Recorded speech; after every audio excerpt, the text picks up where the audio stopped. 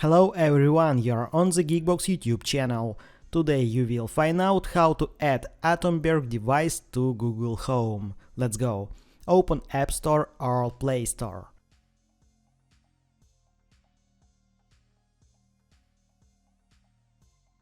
Find and install Atomberg app.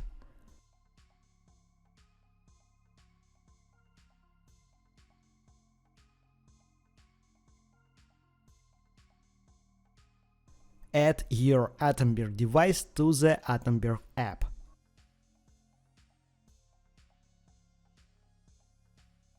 After that, open the Google Home app, Devices, Add, Works with Google.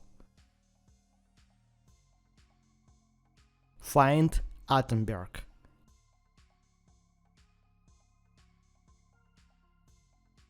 Continue.